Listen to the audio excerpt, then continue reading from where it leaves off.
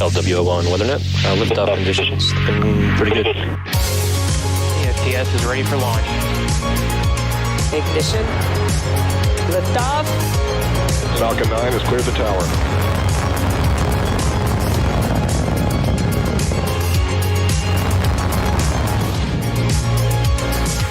Ten, 9, 8. Side booster ignition. 6, 5, 4, 3, 2, 1.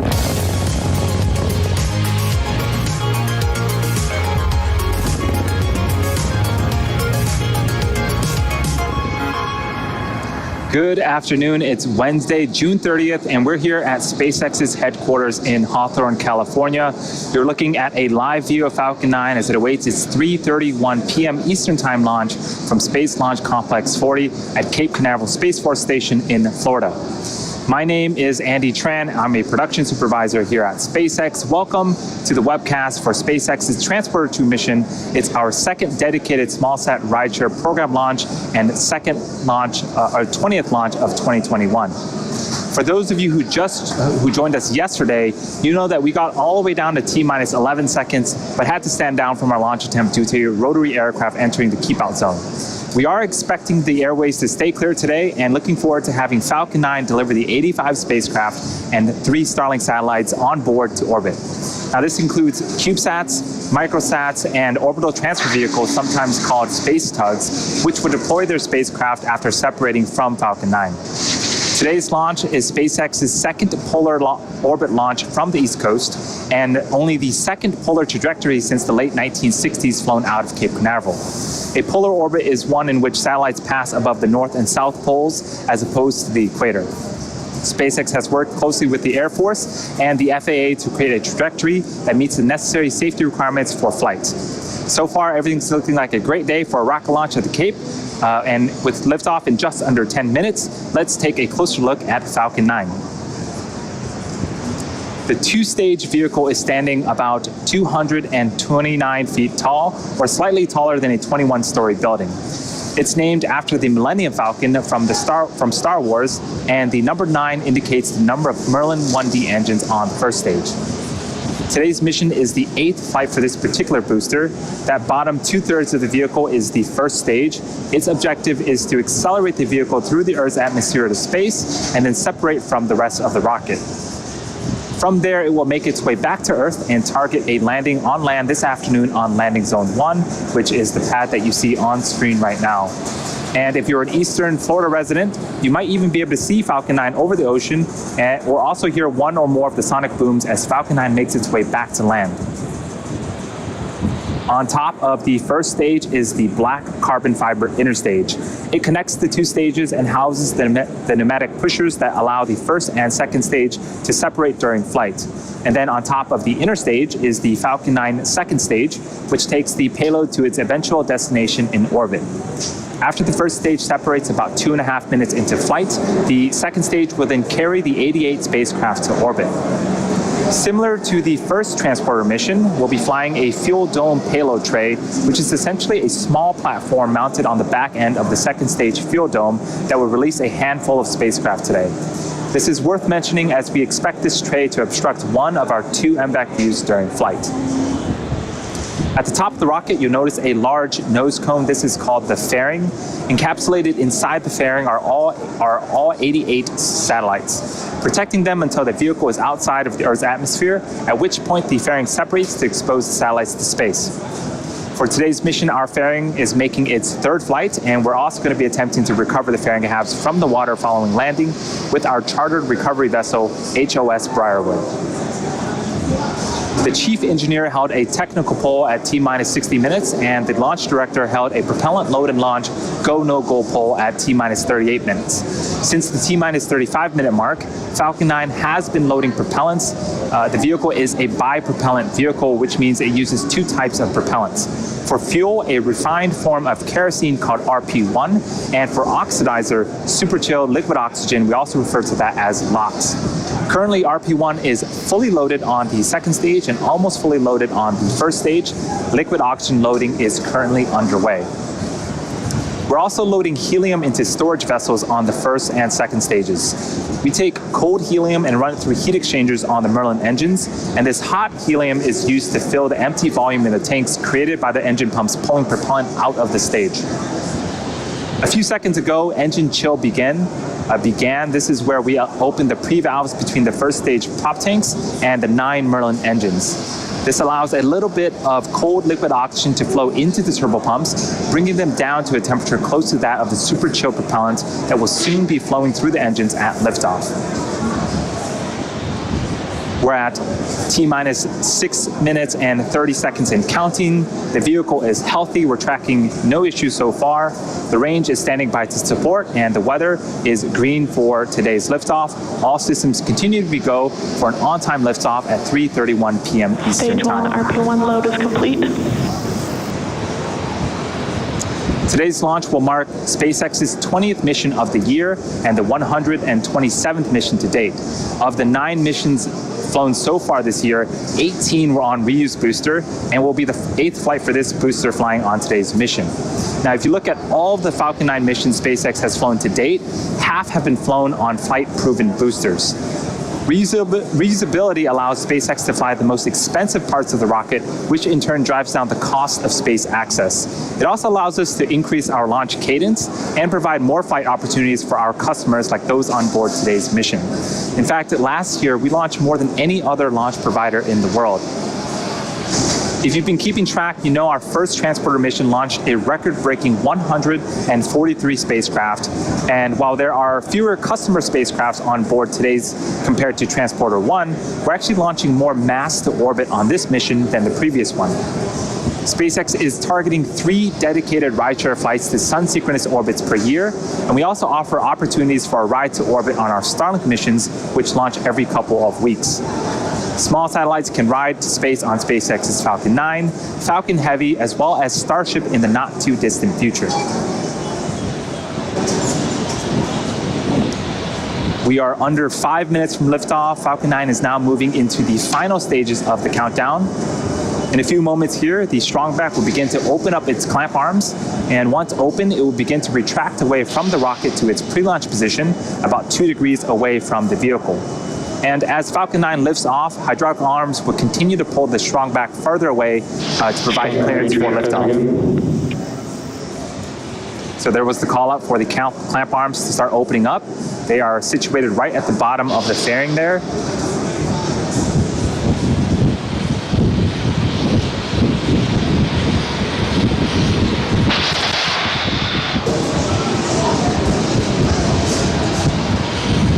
The strongback is part of the transporter erector, also called the TE. The TE's job is to roll Falcon 9 out to the launch pad, raise it to a vertical launch position, also route power, fluids, and communication to both the rocket and satellite. The TE has a launch mount that the first stage is clamped to, and the strongback that is hinged to that launch mount. And you can start to hear the hiss and pop of pressure venting from the rocket and the plumbing in the transporter erector. At this stage, the strongback should be reclined to its pre-launch position, again 2 degrees away from the vehicle.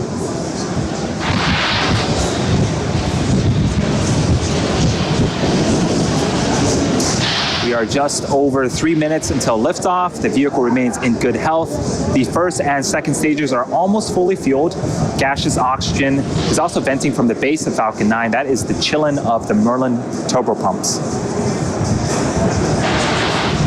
About a minute before liftoff, you will hear the announcement that Falcon 9 is in startup, which means that the rocket's own internal flight computers are now autonomously controlling the launch countdown.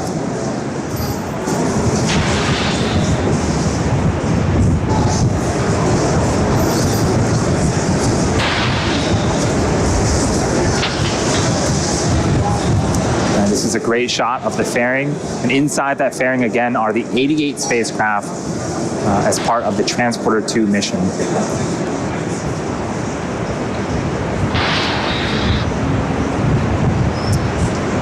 Weather remains green. The range is also standing by to support. And as a reminder, if we don't get the opportunity to launch today, we do have a backup opportunity tomorrow at the same time.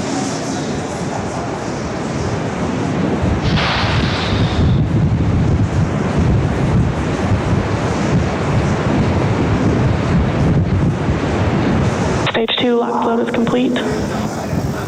And there was the call up for second stage LOX loading complete. That is the last of propellant loading. Falcon 9 is now fully fueled and ready for liftoff in about 1 minute and 40 seconds.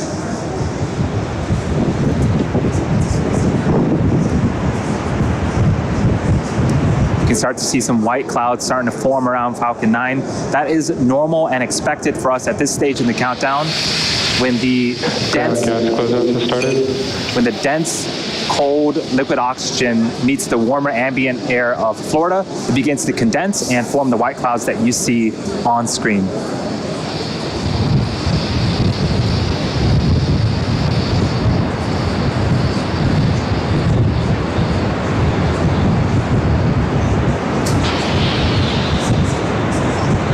Falcon is in startup.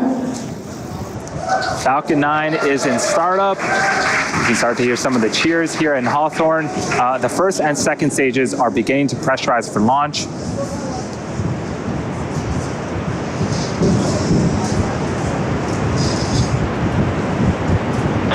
Falcon 9, Transporter 2, LD is go for launch. That was the launch director giving the final go for launch.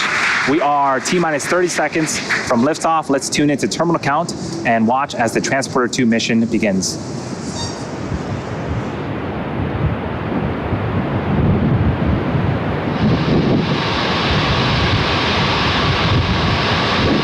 T-minus 15 seconds. 10, 9, 8, 7, 6, 5, 4, 3, 2, 1, 0. Ignition and liftoff.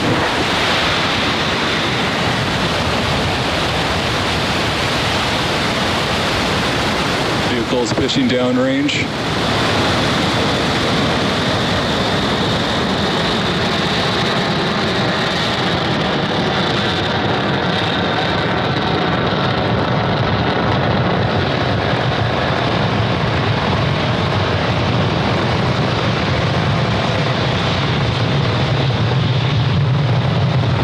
Stage chamber pressure is nominal.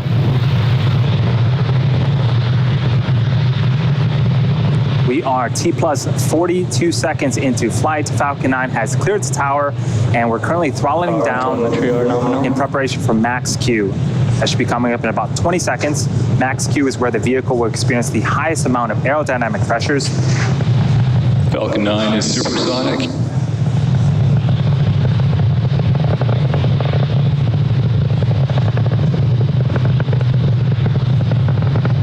Max Q. And you heard the call out. We've passed the period of maximum aerodynamic pressure.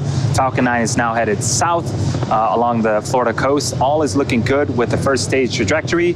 We have 5 events coming up in quick succession in about a minute. The first is main engine cutoff, also known as MECO, followed by stage separation, where the 2 stages will separate from one another. The first stage will then perform a flip to head back towards Florida, and the MVAC engine on the second stage will perform second engine start 1 and ignite that MVAC engine. then the first stage will also begin its first of 3 burns, the boost back burn. And this is a view from the top of Falcon 9 looking down towards the 9 Merlin engines at the bottom of the first stage.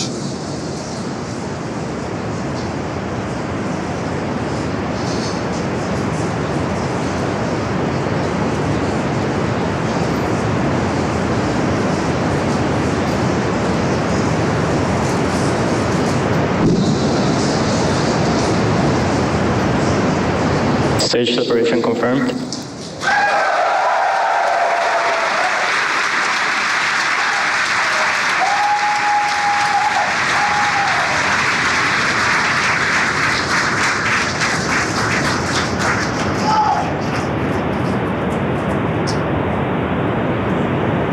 And there you saw on screen we had successful stage separation. The first stage started performing its flip maneuver. And the boost back burn should be ending in about 25 seconds.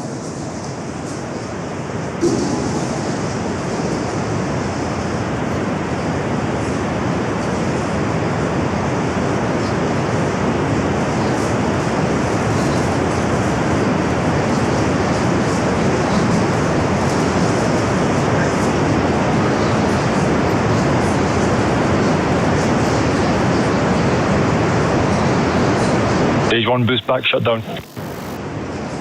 And there was confirmation of a successful boost back burn. Again, that is the first of 3 burns for the first stage.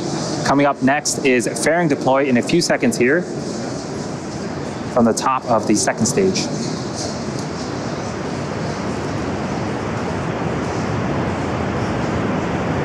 Fairing separation confirmed.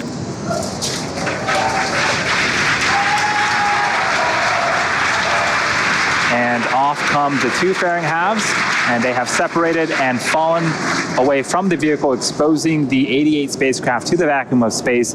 As a reminder, the recovery vessel HOS Briarwood will be attempting to recover the fairing halves today from the water. So we are about T plus 4 minutes and 20 seconds into flight. We have a couple of views on screen. On the right-hand side is a view of our second stage Merlin vacuum engine, also known as the MVAC engine. It's currently in the first of 2 MVAC burns. This burn should last for until the T plus 8 minute and 24 second mark. About another 4 minutes left on this burn. And the next milestone will be for the first stage to perform its entry burn. That's what you're seeing on the left-hand side of your screen. Falcon 9 needs to execute an entry burn to slow itself down before hitting the dense parts of the atmosphere. And without this burn, relying on the atmosphere alone to slow Falcon 9 down would put unnecessary strain on the rocket. Vehicle is on a nominal trajectory. And the call out for a nominal trajectory. Everything's looking great so far on the Transporter 2 mission.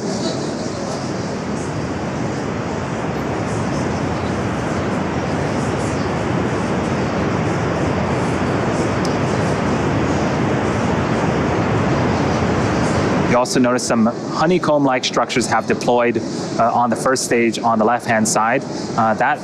Those are our 4 hypersonic grid fins positioned at the base of the inner stage. They help to orient the rocket during re-entry by moving the center of pressure. There's also some plumes of gas coming out. This is cold nitrogen gas, which helps with attitude control. Both are essential to make sure that we have a nice targeted landing back on landing zone 1 later on in today's mission. The second burn, the entry burn, is coming up in about 30 seconds. Watch for that on the left-hand side. You can also see there's a speedometer of sorts on the bottom left-hand side. That tracks the speed of the first stage, and when we begin the entry burn, we'll start to reduce the speed, and shortly after the entry burn ends, we'll hit the denser parts of the atmosphere and also begin to further reduce our velocity as the first stage continues to make its way back towards Earth.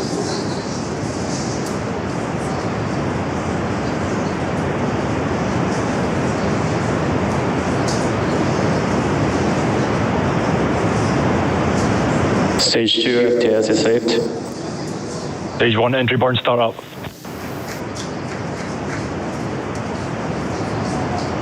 There's the Kala, and you can see on screen 3 Merlin engines have relit and are currently slowing down the first stage. And this burn is expected to last for another 15 seconds or so. Vehicle on a nominal trajectory. Stage 1 entry burn shut down.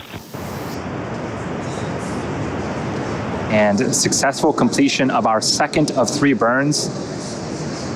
As I mentioned earlier, we are going to be attempting to recover the booster for an 8th time back on land at landing zone 1. The first stage has 1 more burn left, the landing burn. It begins just before we touch down and provides the booster with a soft descent before we land. At the same time Falcon lands, we are expecting sequel 1 of our second stage. That's second engine cutoff. And shortly after that, we'll be entering a coast phase. And you can see the Florida coast and landing zone 1 are approaching on the left-hand side of the screen as this booster makes its attempt to land for an 8th time. This is a great shot of the first stage coming down with its landing burn. Stage 2 internal guidance.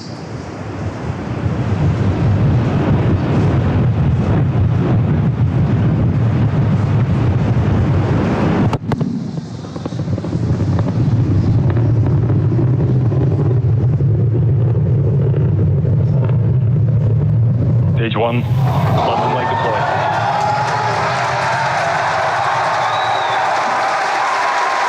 That was as smooth as I'd seen it. We had phenomenal shots all the way through the landing burn. You heard the sonic booms. This booster has landed for the 8th time. That is the 89th recovery of an Orbital class rocket. Stage 1, nominal landing confirmed. And what a way to start off the Transporter 2 mission. At the same time, we did have successful second stage, second engine cutoff, and confirmation of a nominal orbital insertion. We are now going to coast for the next 45 minutes or so while we wait for second engine start 2. Just a few minutes after that, we'll begin to deploy the 88 spacecraft on board this mission. We will see you back here around the T plus 53 minute and 30 second mark.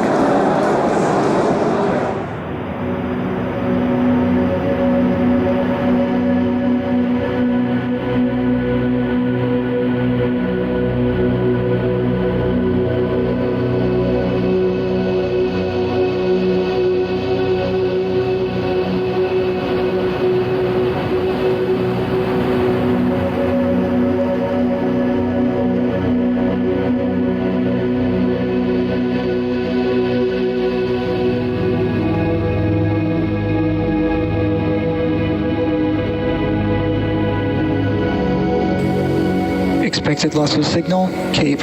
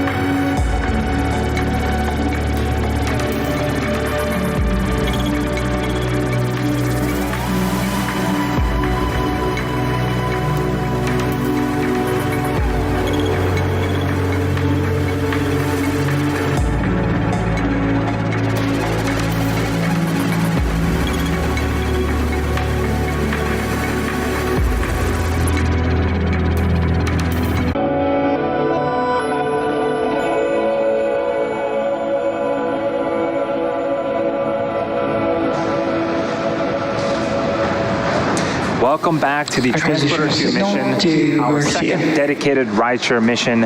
Falcon 9 lifted off at 3:31 p.m. Eastern Time from Cape Canaveral Space Force Station and had successful stage separation.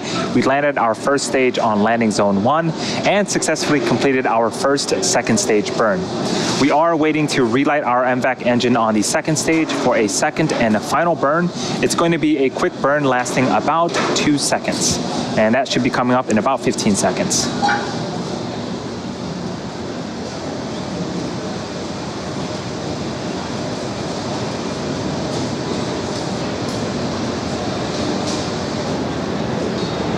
MVAC engine chill underway.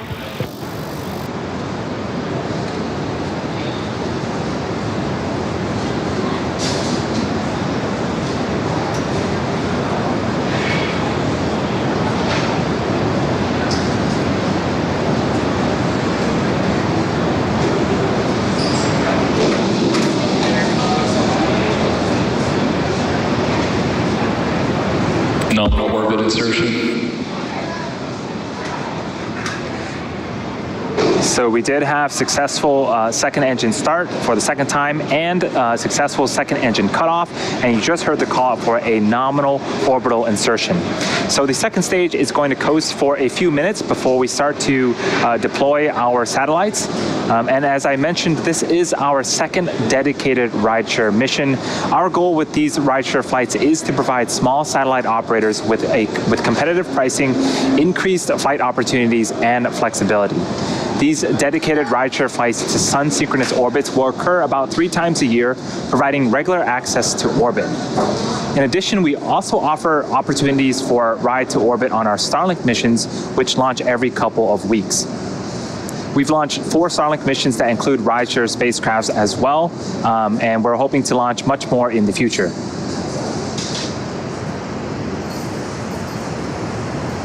So coming up in about 2 minutes, we are expecting the start of the deployment sequence. There will be 31 deployments for 88 spacecraft, which will occur over a 30-minute period of time.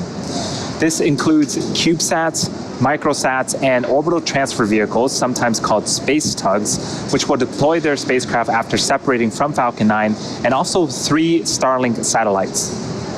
Many of these deployments will be grouped within seconds of each other, while others may be a minute or more apart. This is a look at the order of deployments between now and the final deployment around the T+1 hour and 27-minute mark. You should hear the call out from our mission operators as each deployment happens, and to keep in mind, most of these deployments include multiple satellites. So while there are 31 deployments, at the end we will have put 88 satellites into orbit, again including our 3 Starlink satellites.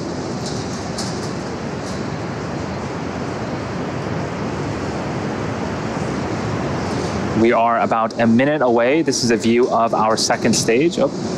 And back to the animation. Several of the customers on board this mission have multi-launch agreements with SpaceX.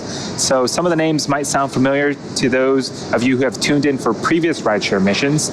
It's also worth noting that we will lose access to ground station coverage for a short period during the 30-minute window, 30-minute deployment sequence. When we reach that point, we'll let you know. And here's the view of the second stage MVAC engine. Similar to the first transporter mission, we'll be flying a fuel dome payload tray, which is essentially a small platform mounted on the back end of the second stage fuel dome that will release a handful of payloads. And as you may have already noticed, one of our 2 MVAC views is obstructed because of that fuel dome payload tray. Acquisition of signal, Bangalore. So we are expecting the first batch of deployments to begin in a few seconds here.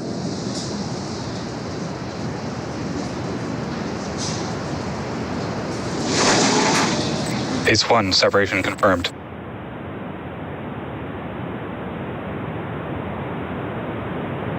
NewSat 19, separation confirmed.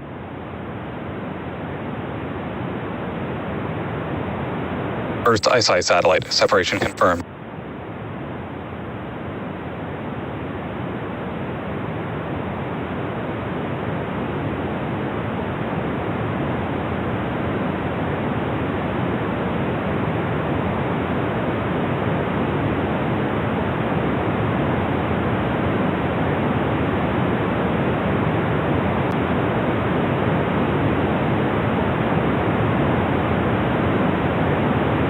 Tropics Pathfinder, separation confirmed. Domes 2, separation confirmed.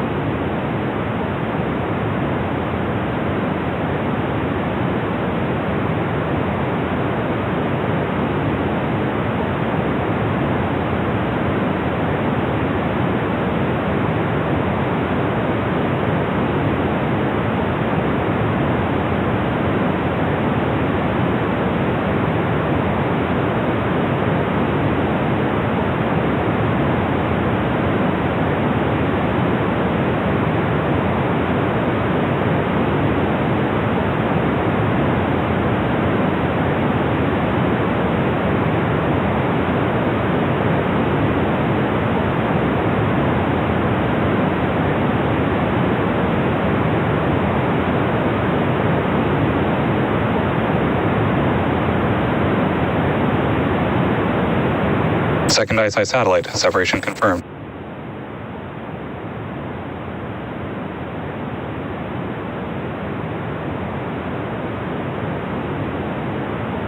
Tyvac 0211, separation confirmed. YAM 3, separation confirmed.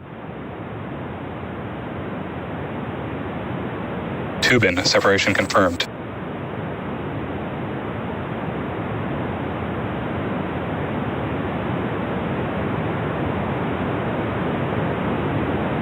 Umbrasar, separation confirmed.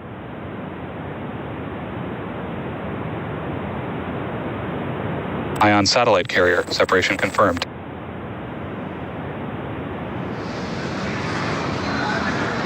So we saw a couple of satellites and we got confirmation for the NASA's PACE-1, Satellogics NewSat 19, the first ICE-I satellite from an exoport, NASA's Tropics Pathfinder, Planet IQ's GNOMES-2, the second ICE-I satellite from an exoport, Tyvac 0211, Loft Orbital's YAM-3 from an exoport, and TU Berlin's Tubin from an exoport, the Umbrar SAR, and D-Orbit's Ion satellite carrier. We were expecting to hear the call out for Tyvac 0173, so we're going to check in with the teams and see if we can give you guys an update a little bit later. Coming up, we have another batch of 5. These are going to be for the Space Development Agency General Atomics Peritons Lynx 2, Satellogics NewSat 20 and 21, Capella SAR satellite, and the third ICE-I satellite from an exoport.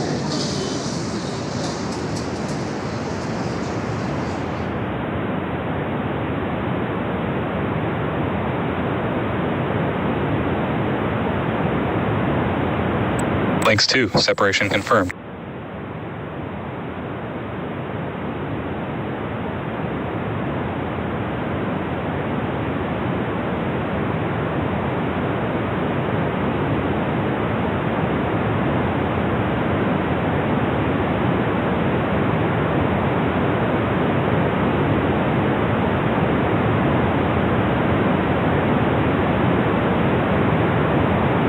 CubeSat 20, separation confirmed.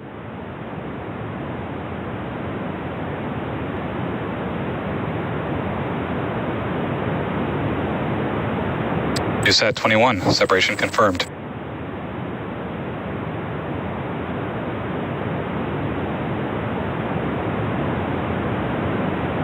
Capella SAR satellite, separation confirmed.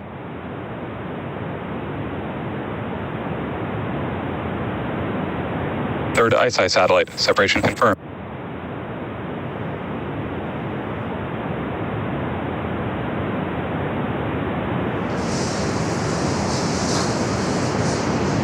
So we got confirmation for... Expected Alpha signal, Diego Garcia. We got confirmation for 5 more deployments. That was the Space Development Agency General Atomics Peritons Lynx 2, Satellogics NewSat 20 and 21, the Capella SAR satellite, and the third ICE-I satellite from an exoport. For those that are wondering, exoport is an adapter, special adapter built by our ExoLaunch customer. We are about halfway through the 31 total deployments on today's mission. And coming up, we have 2 more deployments. These are going to be for the Space Development Agency General Atomics Lynx 1, as well as the DARPA Space Development Agency Air Force Research Laboratories Mandrake 2 Able.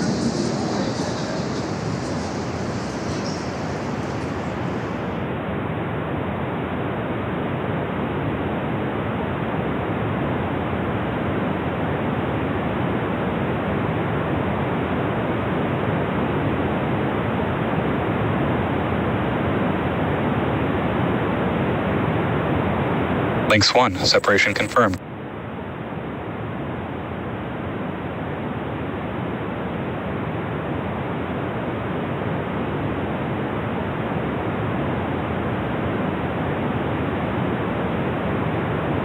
Mandrake 2 able, separation confirmed.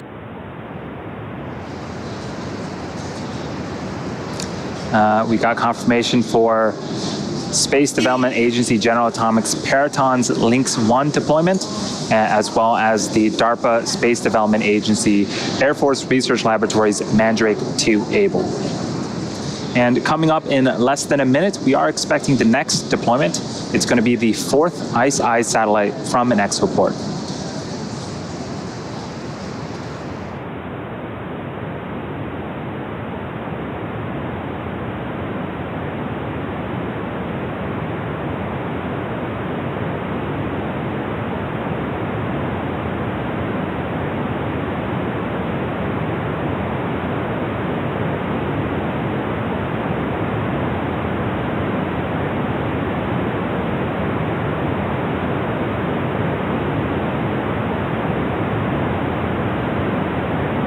Fourth ICE-I satellite, separation confirmed.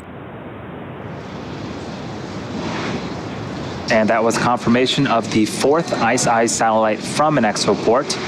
The next batch of deployments, there's going to be 6 of them.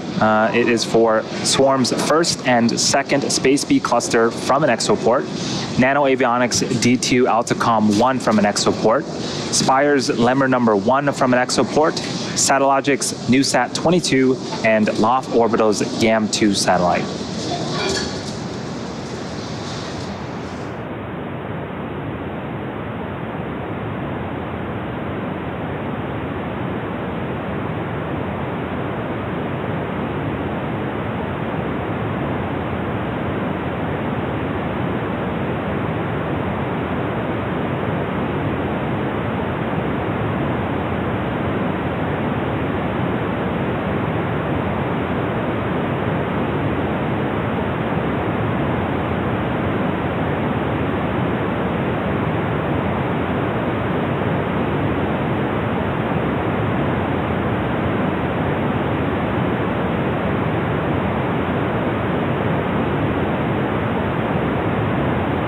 First Space B cluster, separation confirmed.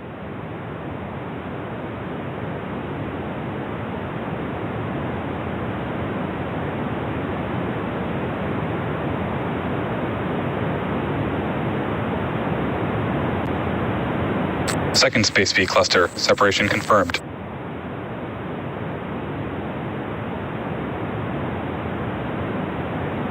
D2 Atlacom 1, separation confirmed. Lemur number 1, separation confirmed.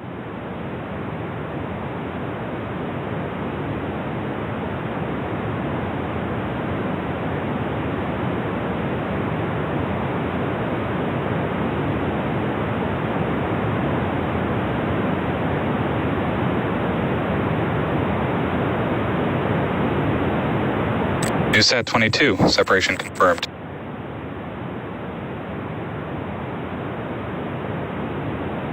GAM2, separation confirmed.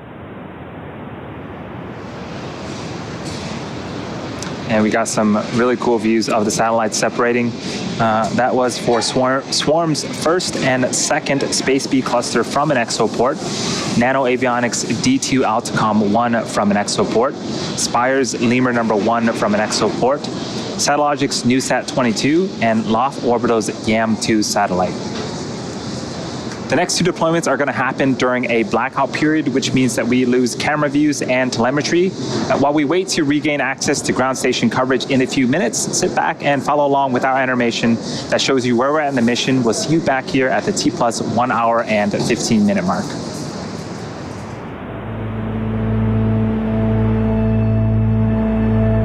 Expected loss of signal, Bangalore.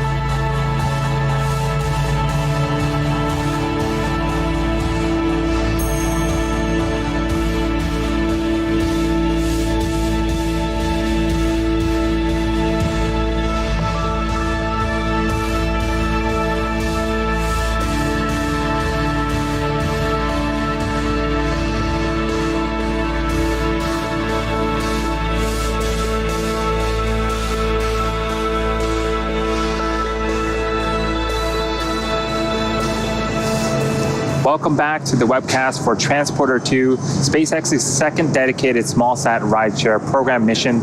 On board this mission are 88 spacecraft, including 3 Starlink satellites.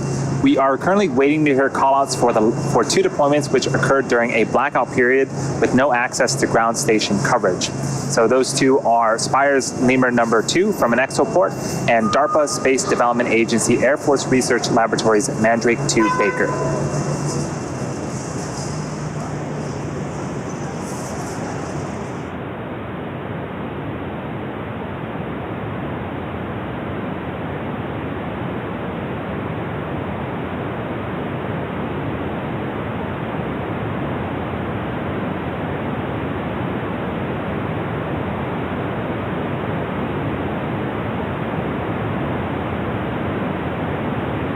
Lemur number 2 and Mandrake 2 Baker, separations confirmed. Acquisition of signals, forward.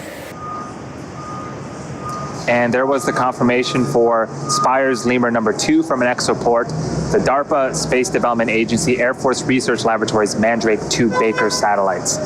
Coming up, the next 2 deployments will happen a few minutes from now. Those will be for Spaceflight Incorporated's Sherpa FX2 and the LTE-1 satellites. And we're going to leave you with a short animation and sit back and follow along, and we'll see you back here once we hear those callouts.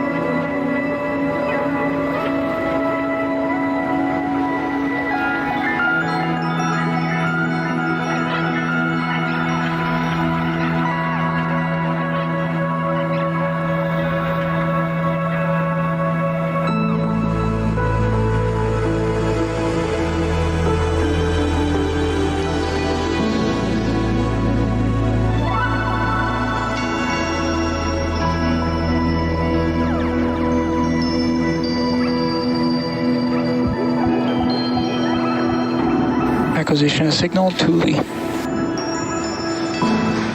Welcome back once again to the webcast for Transporter 2, SpaceX's second dedicated SmallSat Rideshare Program mission. We have two deployments coming up. These are going to be the last two for our rideshare customers. They are for Spaceflight Incorporated's Sherpa FX2 and Sherpa LTE-1. And that should be coming up in about 20 seconds.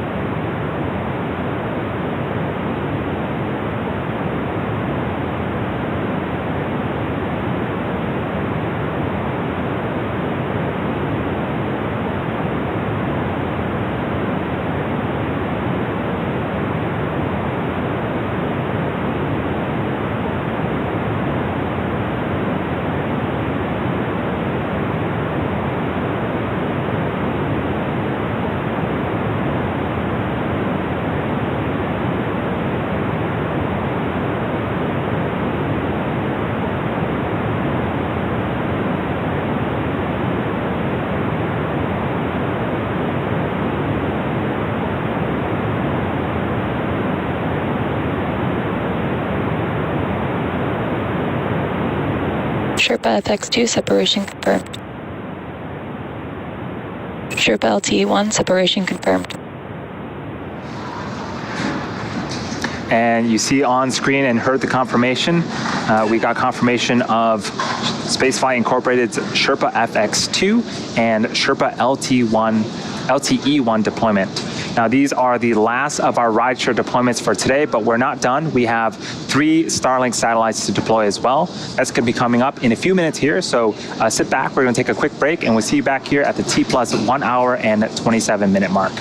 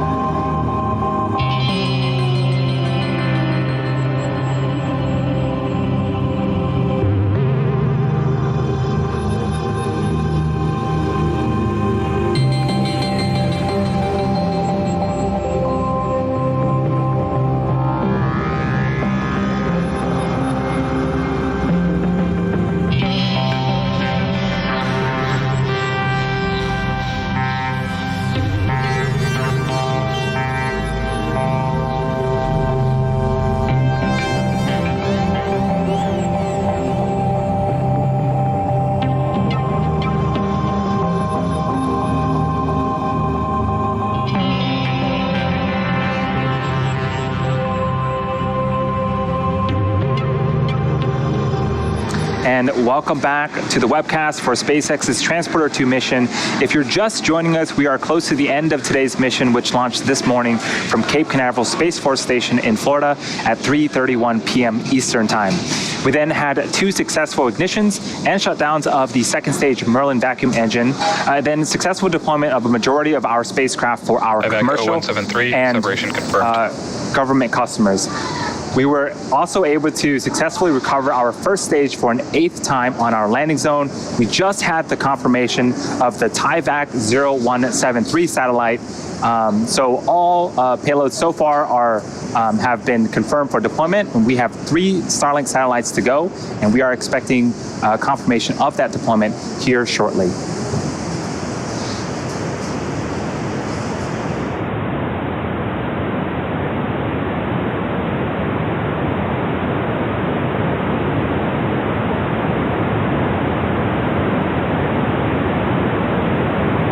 Expected loss of signals, forward.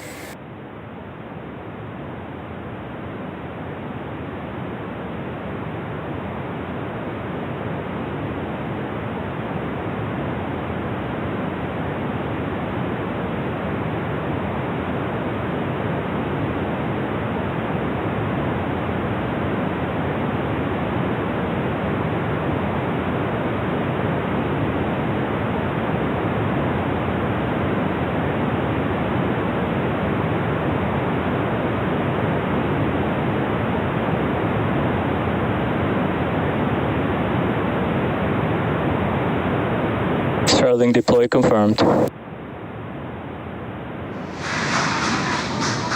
And there goes our 3 Starlink satellites. Again, that is 88 spacecraft confirmed for deployment on today's Transporter 2 mission. With that said, we will be bringing our webcast to an end. We would like to thank all of our rideshare customers for their support on today's mission. We would also like to thank the United States Air Force for range support, as well as the Federal Aviation Administration for licensing.